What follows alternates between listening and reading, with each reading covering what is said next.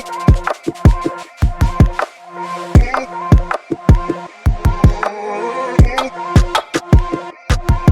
hello, hello. Welcome back to Hanging with Tay. I'm your girl, Tay.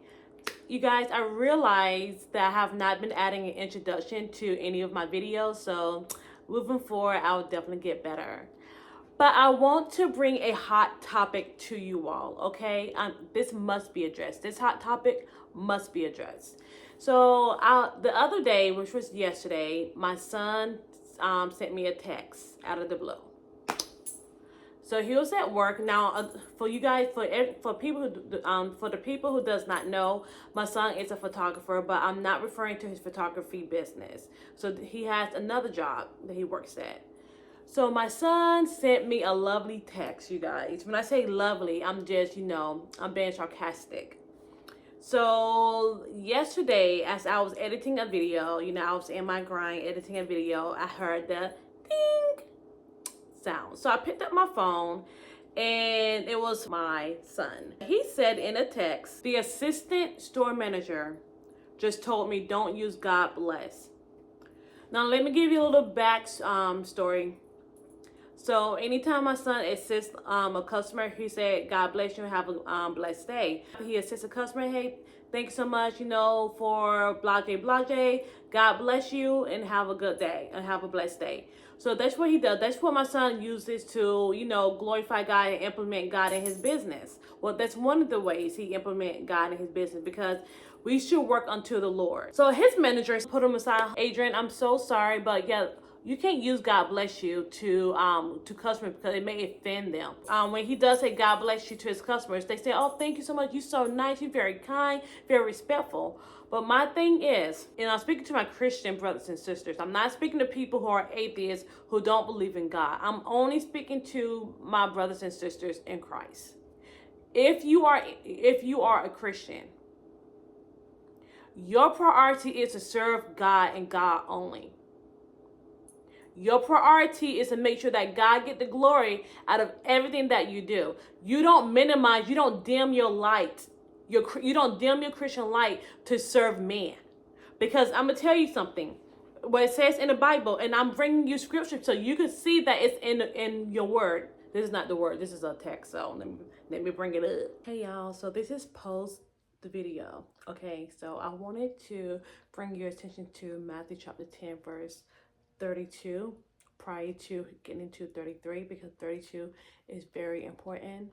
And before I read Matthew chapter 10 verse 32, I do want to let you guys know I do have a speech problem, and I realized as I'm listening to the video, I kept saying and pausing and trying to gather my thoughts. I do have a speech problem. I'm so sorry, but just bear with me as I'm trying to get through this video, because this is a very good topic, and it's very important as believers how to live our life. So please, if you can overlook the kind of stuttering and I'll greatly appreciate it. So sorry, but let me go ahead and read into your hearing Matthew chapter 10 verse 32, and this acknowledging Christ.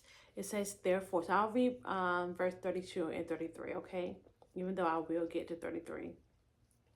So it says, therefore, this is what Christ is saying. Therefore, everyone who will acknowledge me before others, I will also acknowledge him before my Father in heaven. So that's 32. And now 33 says, but whoever denies me before others, I will also deny him before my Father in heaven. So if my son decides to say that, okay, my employment is more important than God, I'm not going to say that anymore, because I don't want to offend men, offend humans, offend people, okay? I don't want to offend people, so I'm going to conform to what you want me to say, not say. So had my son taken that route, which he did not, because I had a conversation with them, you don't serve men.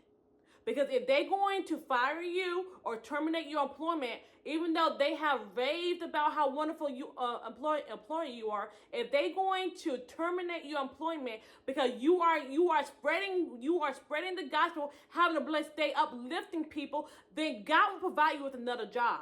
But don't you ever dim your light, your Christian light for a man. Don't you ever dim your light and listen to what man say that goes against the Bible. Don't you ever do that. But hypothetically speaking, if he would have dimmed his light, which means ultimately was he saying that, you know what, God, I choose man over you. I know that, I'm supposed to spread the gospel and make disciples. I'm choosing to honor man.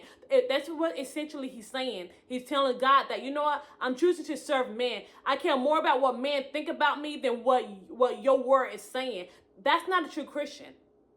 That's not a true Christian. We are to spread God's gospel.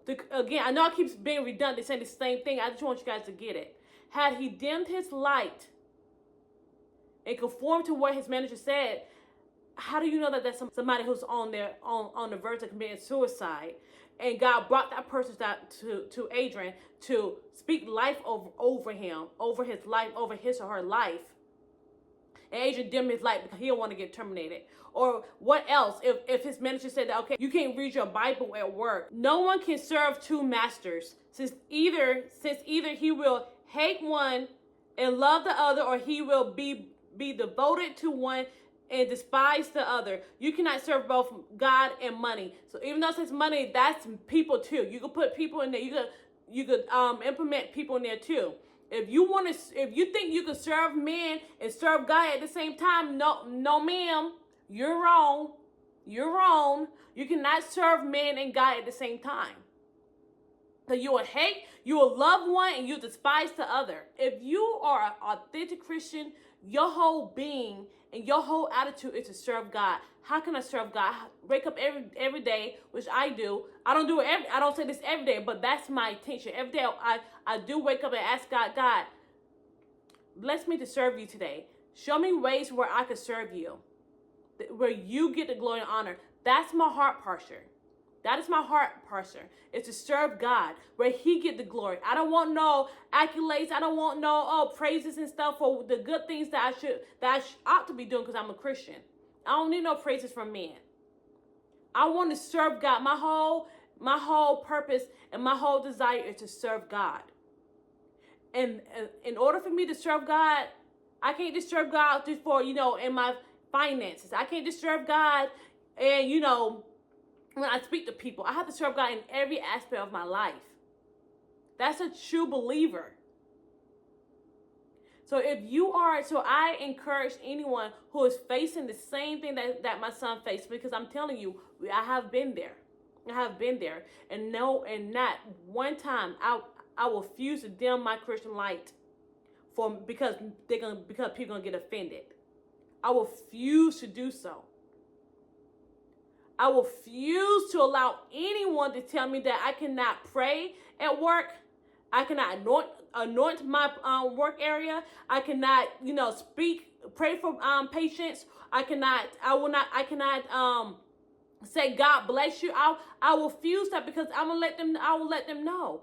Excuse me, sir. Excuse me, ma'am. This is my religion. This is what I believe. Christianity is my DNA. It's my DNA. Hey, I'm so sorry. We have to terminate you. I will not fret, because I know that there's a God in heaven who's going to provide me with another job. Just like God brought me to that job, he will bring me through. And if God see that you are honoring him, you are being obedient to him, you being obedient to him, he will bless you. He will bless you. Nothing. A man cannot do anything that God has not allowed it to happen. So I don't operate in fear. When it comes to my workplace, I don't operate in fear. When it comes to my Christianity, I don't operate in fear. I don't operate with, oh my God, you have to have this job. Oh my God, what if they fire me? No, ma'am. No, ma'am. No, sir. Time for Christians to wake up. Wake up from the lukewarmness. Wake up from trying to be conformed to this world. This world will always try to make you walk away from your Christianity, walk away from your faith. You have to be bold. We need Christians who are bold, who is unapologetic to defend their faith. That is what we need. That is what we need in this world, because this world is Satan's playground. And any opportunity that he has to try to get you to dim your Christian light, he will do so. But it's your job, it's your duty to say, no, Satan, I will not allow you to make me walk away from my Christianity faith and make me give up my Christian faith to conform to this world. Ain't no way I'm gonna allow you to do that. Ain't no way that I'm gonna give in. I'm gonna fold to this world. Walk in the authority that God has given to you. Don't be fear. When somebody persecute you, don't be fearful. Hold your head up high. Walk with boldness. Walk with the authority that God has given to you. And don't ever let somebody tell you on extra place of employment that you cannot practice your faith. Don't ever let somebody say that. Don't you ever let somebody, because I'm telling you, everything that you see belongs to God. We as humans, your manager, your boss, the CEO belongs to God. Every knee will bow before Jesus Christ. So why will you let men, when I say man, I'm not talking about sex, I'm talking human population, who put their same pants on the same way that you put your pants on. The only different thing is that they have title. Their knee will bow before Jesus Christ. Atheist knees will bow before Jesus Christ. Don't you ever let anybody dim your Christian light. Just for you to feel belong. Just for you to have a job. The same way that God provided you with a job, He will provide you with another one. And the next one that He sent to you will be 10 times better than the one that you have, because God saw that you was faithful. He saw that you chose Him over this world.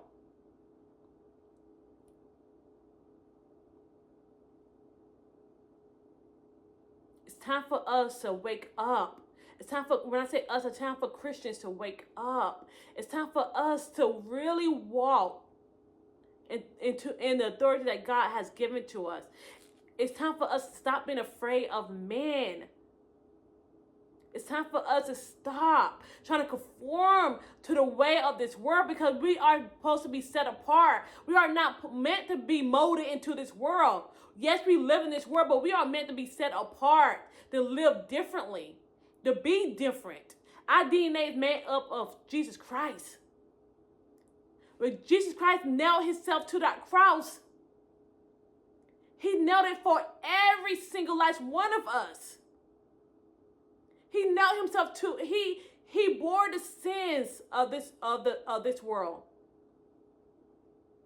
He died so that we could live, and you're going to deny Him? He died. A man died. An innocent man died. Our Savior died on a cross so that we could live, and you're going to deny Him? Because you want to keep a job when God created that job? God is our provider. Look up to Him. Don't look at, every time you look at your own might, you are always going to be fearful. You're going to always be afraid. You're going to always conform when you look at what you can do. Look at your own ability. We need to look up to God. Look up to heaven. Look up to God. Bow our knees. Pray in reverence. Pray to God.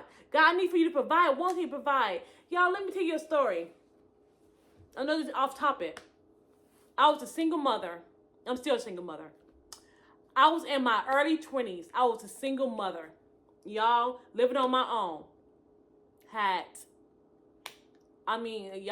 It was during that time, it was rough. It was rough. Single mother in my early 20s. Living on my own, have my own apartment, have my own car that God has blessed me with. I had no money in my bank account. Zero. I'm sorry.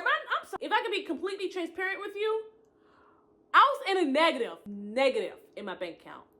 I was crying out to God. I'm like, God, I need your help. Lord, I need your help.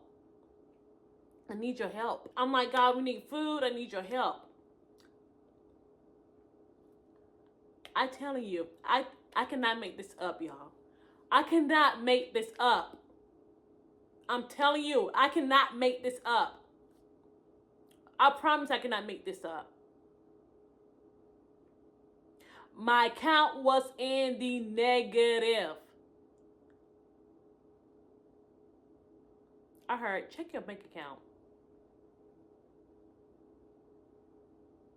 I checked my bank account.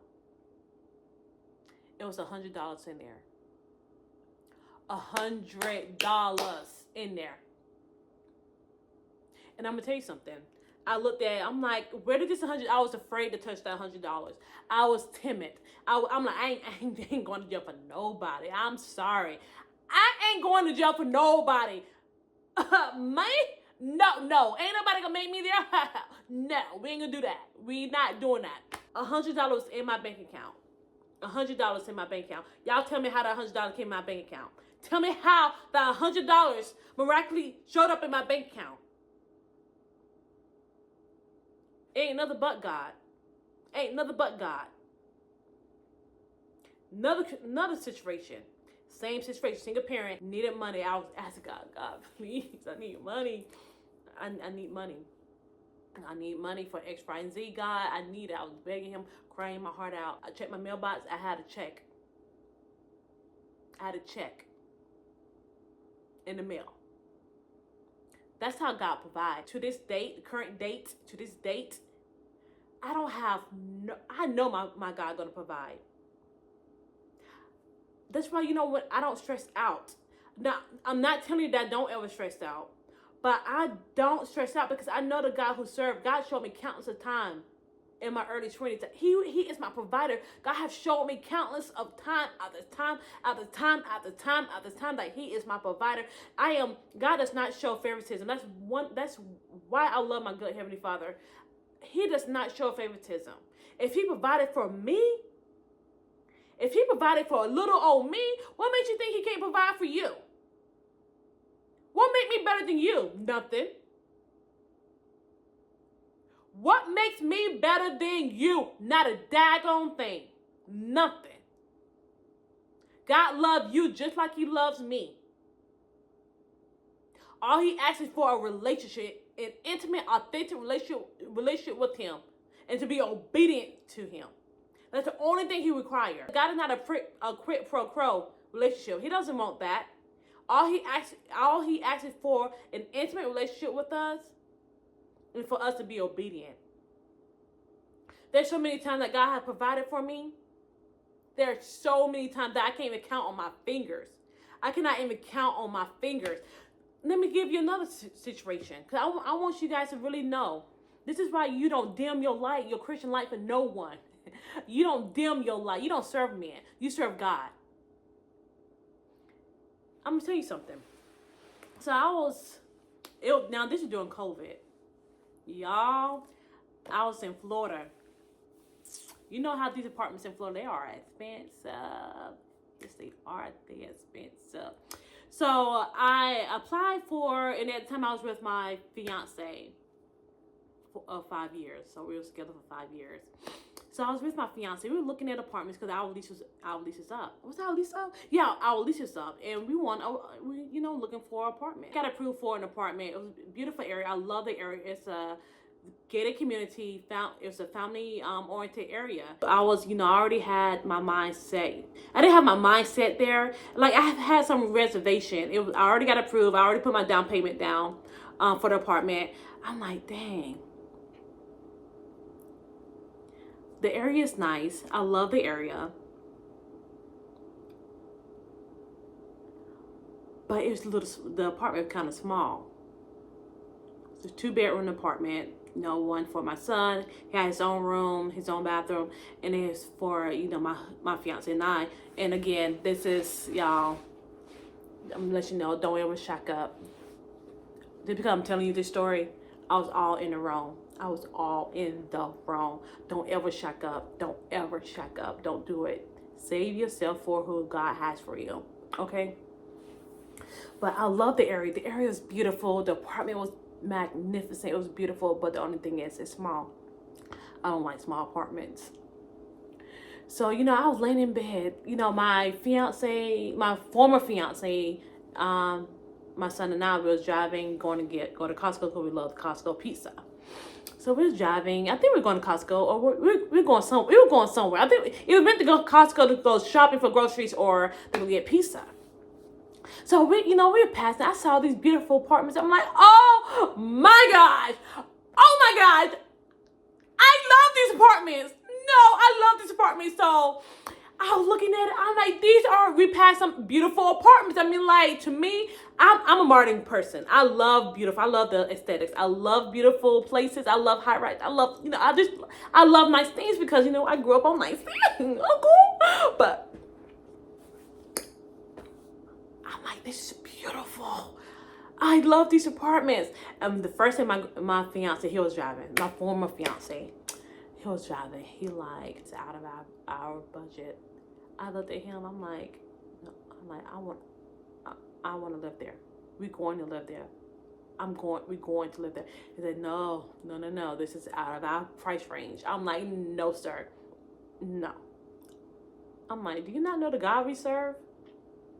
I'm like, no. I kid you not. So we did our little thing. We had our little outing and whatnot. So we went back to the house. I laid on the bed. I was laying on the bed. I was crying like, God, I love those apartments. I love those apartments. I really want to live there, God. Make a way out of no way. I said that to God. I was praying, God, because I'm like, because I was with the other apartment that got approved. I was wrestling. I had my reservation. I'm like, because we are paying a lot of money to live in a small apartment, and I don't want to pay that much money to live in a smaller apartment. That's crazy. That's asinine to me. I'm not doing that. I don't want to do that. So I was praying. I was praying my heart out to God. I was crying. I'm like, God, please, God, bless us to live there, Lord. Bless us. I was praying. And you guys, I don't know why. I got up. It wasn't the same day. But one day I got up. I'm like, because I kept having a reservation. I'm like, God, please make a way out of no way. I kept praying to God. I'm like, God, I know you. Please let us be able to afford those apartments. I got up, and why, y'all? Tell me why. Tell me why. Tell me why. Tell me why. When I looked up those apartments, 2-bedroom apartment was in my price range. I mean, they cut their prices significantly. And we was able to afford. I applied for it. We was able to afford the apartment. God bless us with those apartments. That apartment was beautiful. We had a huge, gigantic balcony. It was more than what I could ask for. It was so more than what I could ask for, because everything about the apartment I loved. I was in love with that apartment. It was beautiful. Oh my goodness. It was spacious. Like, I like bulky furniture. All my bulky furniture was able to fit in there. Adrian, my son, he had his own bedroom, which he had his own bedroom. I'm like, in his bedroom, he had his own area. Like, it was like a wall. It was like a door. You go through a door. You go through a long wall, like a long hallway. To the right was his bathroom, and then his bedroom was the biggest bedroom than ours. Our bedroom was huge, but his bedroom was bigger than ours. Y'all, the apartment was gorgeous. It was everything I wanted. It was beautiful, hardwood floors. It was just beautiful. It had carpet on it, but it was some parts was hardwood floor. The kitchen was humongous. I loved it. God bless us with that apartment. But he did tell me something. God did tell me something. He said, this is going to be the end of your relationship. Because I shouldn't have. God told me before me and my fiance end up together, God, like, you will never be happy in that relationship. That's what God told me. But I was upset because, what God told me, was telling me who was my husband. God was telling me who my husband was. But I'm like, God, this is taking too long. Look, this is taking too long. This person rejected me he rejected me so many times. And I'm supposed to be standing here waiting for him. That's crazy. That's asinine. That's crazy. I'm like, to me, humanly, maybe that makes sense. Because I'm the type of person, if you tell me once, no, that, you don't want to be with me, boy, bye. I don't need you. That's how I am. That's how I always flow. That's the type of person I was. But I'm like, God, this person has rejected me. And you want me to stand for a person who rejected me? You want me to humble myself? No, that's not going to happen. It's not going to happen. No. I'm like, God, I've been waiting, and nothing to show for it. And you want me to continue to wait for somebody who rejected me? God, look at me. No. That's a lot for the pedophile. I'm not going to do it. So I met my fiance. God told me audibly, you will never be happy in this relationship. And God showed me visions. I will never be. I'm like, yeah, okay, whatever. Whatever. That's the person. That's the person I was. So I got in a relationship. But anyway, I'm not gonna go into details with that. I told you, God blessed me with that apartment. But He told me a little caveat. This is going to be the end of your relationship. And sure enough, it was the end of my relationship. It was the end of my relationship. So we got together. So we end up, did we renew the lease? Yeah, we was there for 2 years. So we got through the first year. It was everything, it was nice, hunky-dory. And then for some odd reason, y'all, when God speak, y'all better listen. When God speak, you better listen. Okay, you better listen. Sure enough, second year, everything started tumbling down, went downhill. When God said that was going to be, God blessed me with something that I wanted so bad, but He also told me, no, I'm going to give you this, but you need to know that this is going to be, you need to know that this is going to be the end of your relationship. And sure enough, it was the end. It was the end. So I'll walk away from that apartment single. So I went into that apartment with my fiance, and I walked out of that apartment single. I ended up breaking up with them. Because I knew what God had spoken to me prior to me and my fiance getting, like when I say not prior to, we was talking. My former fiance now, we was talking at the time. It was the beginning of our relationship. We were making plans to, move in together. So 6 months into our relationship, we moved in together.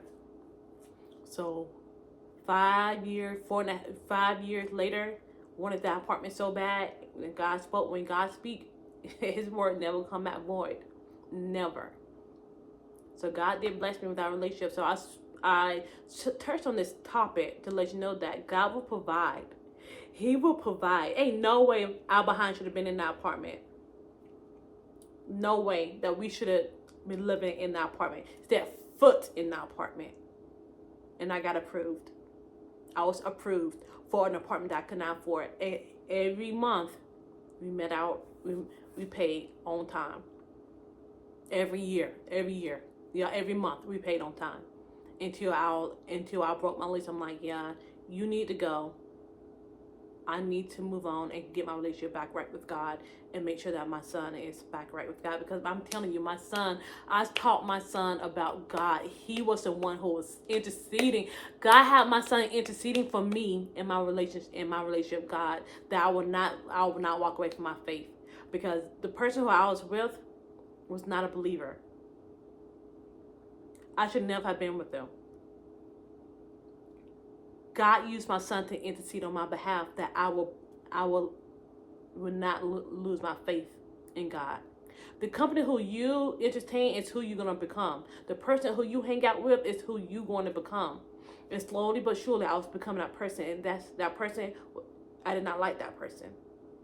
I did not like the person who I'm becoming.